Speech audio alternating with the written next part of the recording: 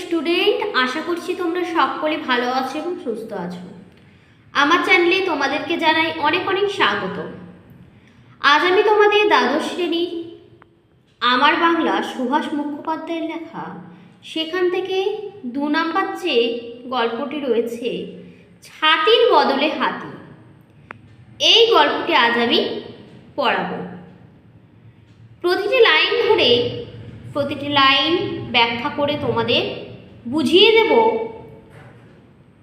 আমার এই ভিডিওটা দেখার পর তোমাদের কিন্তু অনেক সহজ মনে হবে এই গল্পটি।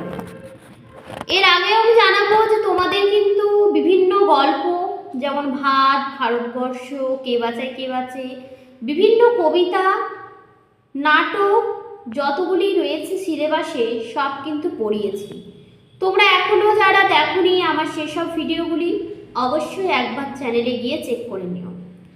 চলো আমি আজকে এই গল্পটি শুরু করি। তাহলে দেখো গল্পের নাম কি দেওয়া হয়েছে, ছাতির বদলে হাতি। ছাতি মানে কি বলো তো? ছাতি মানে কিন্তু এখানে ছাতা। ছাতা, তাহলে একটা ছাতার বদলে হাতি। হাতি আমরা জানি একটা প্রাণী, তাহলে একটা ছাতার বদলে কি করে হাতি হয় বলো তো? চলো সেসব জিনিস কিন্তু আমরা এই গল্পে যখন শুরু করব, গল্পটা আস্তে আস্তে এগোবে, তখনই সমস্ত বিষয়টা জানতে পারবো। এখানে কিন্তু দেখো এটা কখন কোথায় মানে কত সালে এই যে গল্পটি আমার বাংলা গ্রন্থে অন্তর্ভুক্ত হয়েছে সেটা তোমরা একটু জেনে নাও। সেটা হচ্ছে 1951 খ্রিস্টাব্দে। এটা কিন্তু রংমশাল পত্রিকায় মানে প্রকাশিত হয়েছে। ছাতির বদলে হাতি গল্পটি রংমশাল পত্রিকায় প্রকাশিত হয়েছে, এটা তোমরা অবশ্যই মাথায় রাখবে। এখানে এই গল্পটির মধ্যে যেটা ফুটে উঠেছে তোমাদের প্রথমে আমি সেটা একটু বলে দেব। সেটা হচ্ছে এখানে লেখক অর্থাৎ সুভাষ মুখোপাধ্যায় তুলে ধরেছেন সেখানকার যে মহাজন, তখনকার দিনে যে জোতদার, জমিদার, তালুকদার, এদের যে অত্যাচারে সাধারণ সহজ সরল খেটে খাওয়া যে মানুষগুলো, তাদের যে দুরবস্থার ছবি সেটাই কিন্তু এখানে তুলে ধরা হয়েছে। তাদেরকে কীভাবে ওই বড় বড় সব ব্যক্তিরা অর্থাৎ জোতদার মহাজনরা কীভাবে তারা তাদেরকে শোষণ করত, হ্যাঁ, সেগুলোই কিন্তু এখানে ফুটে উঠেছে। চলো এবারে গল্পটি পড়তে পড়তে আমরা সব কিছু জানতে পারবো। দেখো কি বলা হয়েছে, নাকের বদলে নরুন পেলাম টাকটোমাডুম ডুম। নরুন, নরুন অর্থাৎ নখ কাটার যন্ত্র। একটা নাকের বদলে একটা নখ কাটার যন্ত্র পেয়ে গেছে, তাহলে মানে বিরাট ব্যাপার এটা। এটা কেন ব্যবহার করা হয়েছে, এটাই কারণে ব্যবহার করা হয়েছে কথাটি। এটা একটা প্রচলিত বাংলা লোককথার প্রবাদ বা ছড়া বলতে পারো, তাই কিন্তু ওই কথাটা এখানে লেখক ব্যবহার করেছেন। কিন্তু শুধু একটা ছাতির বদলে 1 নয় 2 নয়, একেবারে 3-32 বিঘে জমি। নাকের বদলে নরুন তো তার কাছে কিছুই নয়। বিশ্বাস না হয় বেশ একবার হালুয়াঘাট বন্দরে যে, সেখানেই মনমোহন মহাজনের গদিতে গেলেই বুঝবে কি তেজ বন্ধ, কি তেজারতি। মনমোহন মহাজন গত হয়েছেন অনেক দিন, কিন্তু সেই মহাজনের পন্থা আজও টিকে আছে। অর্থাৎ মনমোহন মহাজন, এখানে একজনকে আমরা পেলাম যিনি মহাজন। ওনার গদিতে যদি যাওয়া হয় তাহলে কিন্তু বোঝা যাবে কি তেজ। মানে একটা ছাতির বদলে অর্থাৎ ছাতার বদলে একটা 1 নয় 2 নয়, একবারে 3-32 বিঘা জমি কিন্তু চেয়ে বসেছে। মানে একটা ছাতার বিনিময়ে কি এত বিঘে জমি দেওয়া যেতে পারে? সেটা অনেকেরই বিশ্বাস করতে পারবে না। কিন্তু বলছে সেটা যদি বিশ্বাস না হয় তাহলে কিন্তু একবার হালুয়াঘাট বন্দরে যাবে, সেখানে গেলে কিন্তু জানতে পারবে। মনমোহন মহাজন কিন্তু এখন মারা গিয়েছেন, তিনি এখন নেন, কিন্তু তাও সে যে পন্থা রীতিনীতি কিন্তু আজও চলে আসছে সে জায়গায়। পরের প্যারাগ্রাফ, 25-30 বছর আগেকার কথা। এবারে কিন্তু আমরা একটু অনেক আগে যাচ্ছি, হ্যাঁ, অতীতে যাচ্ছি। 25-30 বছর আগেকার কথা। হালুয়াঘাট বন্দরে গাঢ় পাহাড়ের নিচে এককা থেকে সওদাও এসেছিল এক গাঢ় চাষি, তার নাম চেংমান। একজনের নাম পেলাম, এক চাষি যার নাম চ্যাংমান, সে এসেছিল হালুয়াঘাট বন্দর থেকে। এটা কিন্তু বহু বছর আগেকার কথা, কিন্তু আমরা শুনছি, হ্যাঁ, অনেক আগে ঘটে যাওয়া একটা ঘটনা এবারে আমরা জানতে পারবো। এমন সময় দেবতা স্তম্ভিত, দিক পৃথিবী কম্পিত করে মুষলধারে বৃষ্টি। সেই বৃষ্টি ধরবার কোনো লক্ষণই নেই, অর্থাৎ বৃষ্টি থামবার কোনো লক্ষণ নেই। ধরবার অর্থাৎ বৃষ্টি থামবার কোনো কিন্তু লক্ষণ নেই, বৃষ্টি হয়েই যাচ্ছে। এদিকে দিন তো হেলে রাত টোলে, এটা একটা মানে কি বলবো প্রবাদের মতো। দিন বলছে শেষ হয়ে গেছে, রাত কিন্তু এবারে এসে পড়েছে। বাড়ি ফেরার উপায় কি? মনমোহন মহাজনের দোকানে ঝাঁপির নিচে চেংমান আশ্রয় নিয়েছিল। মনমোহন মহাজন, ওনার দোকান ছিল, সে তার ঝাঁপি অর্থাৎ একটা সেট বা চালার মতো কিছু, তার সেই নিচে চেংমান কিন্তু আশ্রয় নিয়েছিল। হঠাৎ মহাজন যেন করুণার অবতার হয়ে উঠল।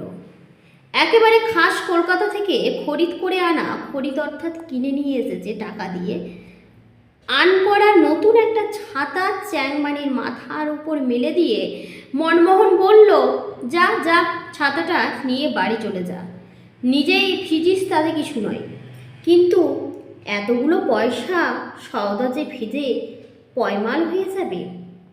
অর্থাৎ চ্যাংমান কিন্তু টাকা নিয়ে যাচ্ছিল বাড়ি, বলছে তুই যদি ভিজিস ঠিক আছে, কিন্তু তোর টাকাগুলো যাতে না ভিজে, তুই তাই এই ছাতাটা নিয়ে যা। সেই ছাতাটা কোথা থেকে কেনা হয়েছিল? কলকাতা থেকে। নতুন কিন্তু ছাতাটা ছিল, একেবারে নতুন। তোমরা মনে রাখবে কোথা থেকে কেনা হয়েছিল। মনমোহনের দরদ হঠাৎ কিসে এত উঠলো। চ্যাংমান দোমনা হয়ে ভাবছে, দোমনা অর্থাৎ দুটো, মানে দুইভাবে ভাবছে নেব কি নেব না। মানে একবার ভাবছে নেব, ভাবছে নিয়ে নিই, একবার ভাবছে না নেব না, নিশ্চয়ই অনেক দাম, হাতে পয়সাও তো নেই। অর্থাৎ চ্যাংমান ভাবছে ছাতাটা যদি নিয়ে নিই তাহলে আমাকে তো এখন টাকাটা দিতে হবে, কিন্তু টাকাটা আমার কাছে এত নেই, হাতেও পয়সা নেই। চলো নেক্সটে দেখি।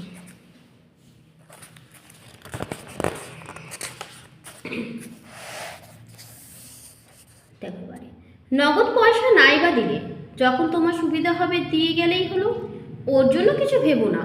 মনমোহন ভরসা দেয়, বলছে নগদ পয়সা এক্ষুনি তোমাকে পয়সা কিন্তু বলছে দিতে হবে না, তুমি ছাতাটা নিয়ে যাও, তোমার যখন সুবিধা তখন তুমি এসে টাকাটা দিয়ে যাবে। কে বলছে? মনমোহন মহাজন।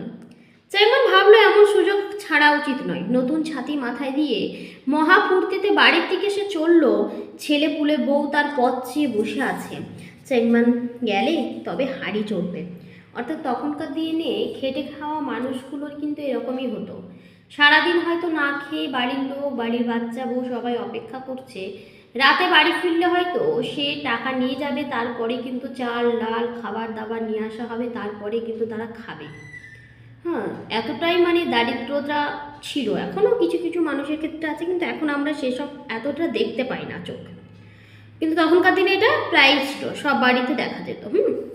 তো যাই হোক, সেই ব্যাপারটা এখানে এসেছে, বলছে তার ছেলে পুলে বউ সকলে কিন্তু বসে আছে চ্যাংমানের পথ চেয়ে, অর্থাৎ চ্যাংমান আসবে, তারপরে তার বাড়িতে কিন্তু হাঁড়ি চড়বে। পরের প্যারাগ্রাফ দেখো, বলছে চ্যাংমান ফিবার হাটে যায়, মনমোহনকে বলে বাবু পাওনা গন্ডা মিটিয়ে নে। ফিবার অর্থাৎ সে কিন্তু চ্যাংমান কিন্তু হাটে যায়, এবং হাটে গিয়ে মানে প্রত্যেকবার, ফিবার অর্থাৎ প্রত্যেকবার হাটে যায় এবং হাটে গিয়ে বলে মনমোহনকে যে মনমোহন বাবু আপনি পাওনা গন্ডা মিটিয়ে নেন। কোন পাওনা গন্ডা বলো তো? ছাতার পাওনা গন্ডা।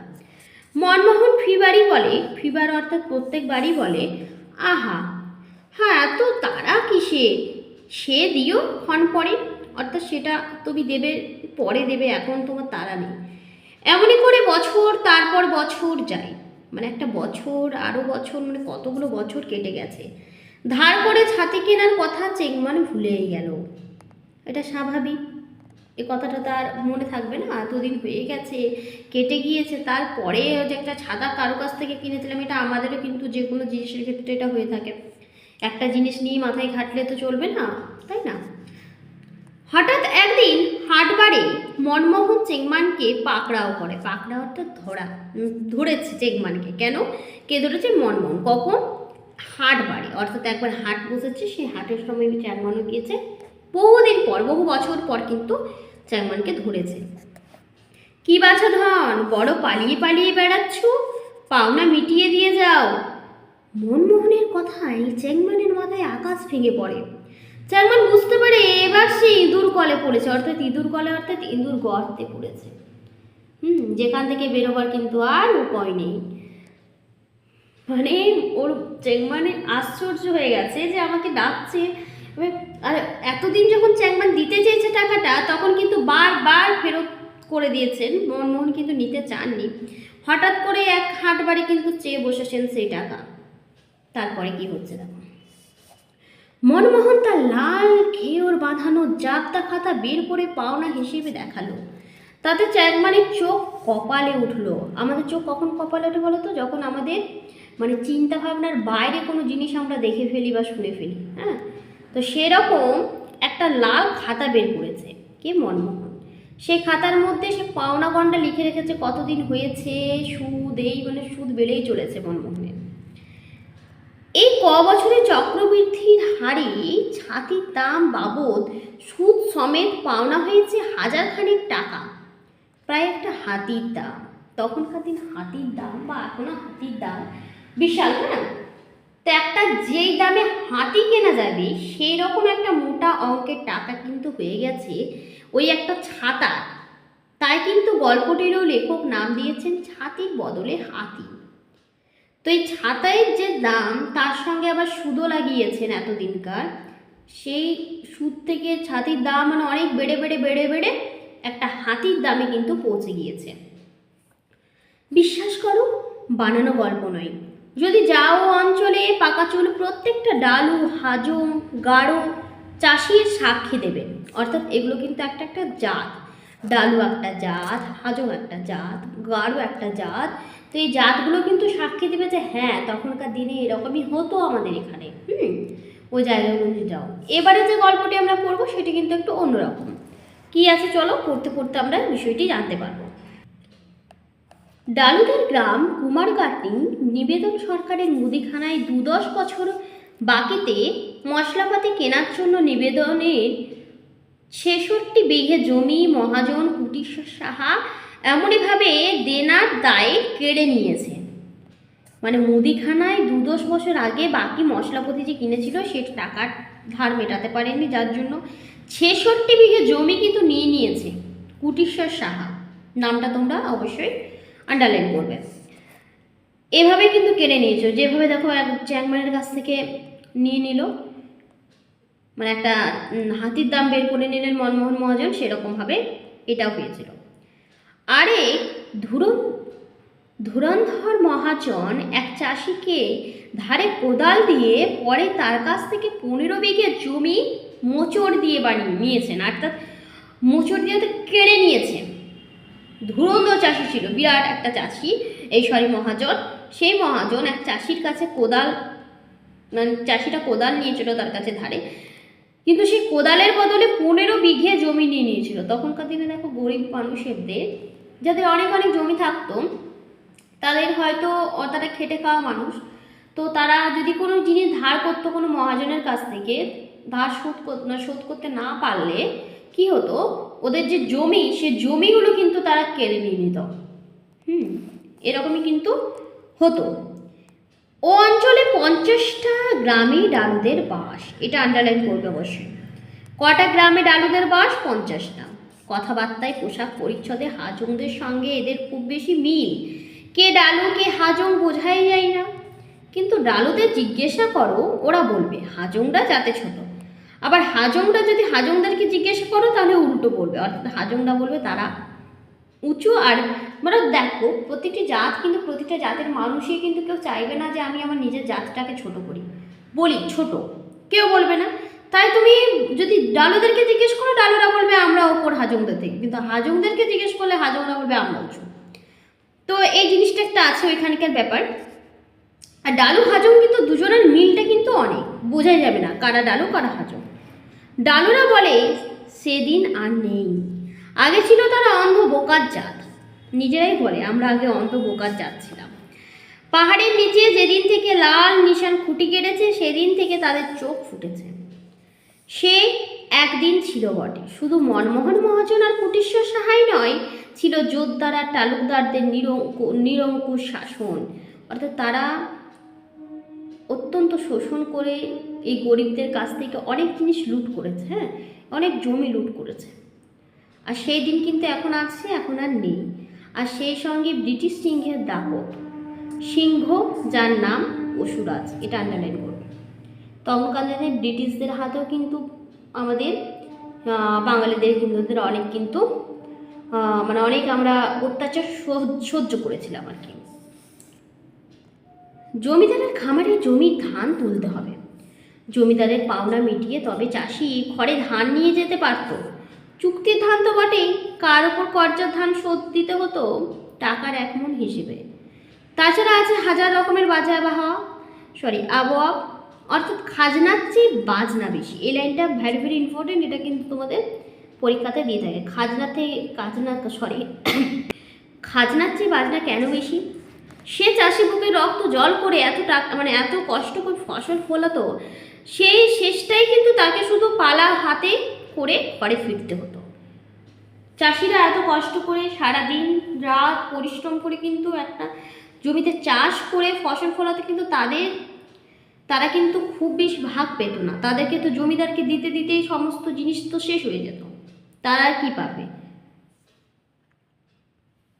তারপরে দেখো শেষ, এদিকে আরও এক রকমের প্রথা আছে, নানকার প্রথা, এটা আন্ডারলাইন করবে। এই নানকার প্রথাটা একটু বলে দিই। নানকার প্রথাটা হচ্ছে যে এই প্রথায় জমিতে প্রজাদের কোনো কিন্তু নিজেদের সত্ত্ব থাকে না। জমির আম কাটালে তাদের অধিকার ছিল না। জমি জরিপের ওপর 2.5 টাকা পর্যন্ত খাজনা সাব্যস্ত হতো, 2.5 টাকা পর্যন্ত থেকে দিতে হতো জমি জরিপের। খাজনা দিতে না পারলে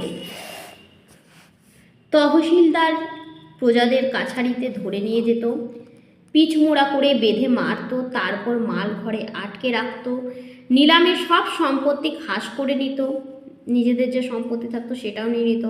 মহাজনেরা কর্জা ধানে 1 মণে 2 মণ সুদ আদায় করতো। যেই কর্জা হিসেবে ধান করতো, সেই কর্জা 1 মণের জায়গায় 2 মণ নিয়ে বসতো তারা।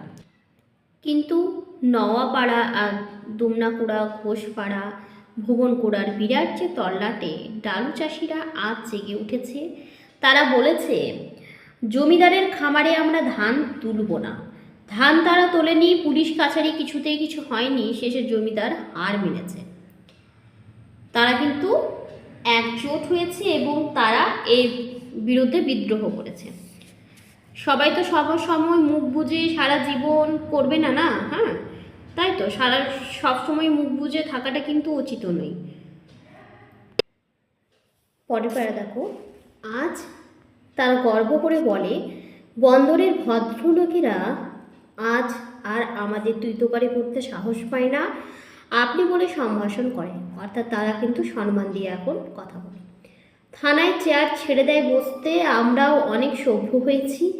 আগে বাপ ছেলের সঙ্গে বসে মদ খেত, এখন আর মদ খাওয়া সমাজের কিন্তু চোখে খুবই লজ্জার বিষয়। তারা নিজেরাও কিন্তু নিজেদের আচার আচরণে কিন্তু বিহেভিয়ারে কিন্তু চেঞ্জ করেছে। হাল বলদের অভাবে চাষ আবাদের আজকাল বেজায় মুশকিল। এখানকার চাষিরা তাই সবাই মিলে কি করে, গাঁতায় চাষ করে। গান্তায় কিন্তু চাষ করে, চাষ করতে করতে ওরা ছেলে মেয়েরা মিলে গানও করে। কি গান করে, গানটা একটু শুনে নাও। শুনো শুনো বন্ধু গো ভায়া, রোয়া লাগাইতে চলো গো আলা, বন্ধু জমিখানি রাহা কোনা, হাল চড়িয়েছে মৌসুমে না, হালবো আছে নি উথি মাটি রে, কত বা লাগাবো নীতি নীতি। এটা সেরকম কোনো দরকার নেই, তাই আমি গানটা প্রতিটা লাইন ধরার মানে বললাম না। লাস্ট প্যারা দেখো, চলো বন্ধু এখন রোয়া লাগাইতে যায়। অর্থাৎ এই গানটির যে মানেটা এখানে দেওয়া আছে আমি জানতাম না, এই দেখতে পেলাম।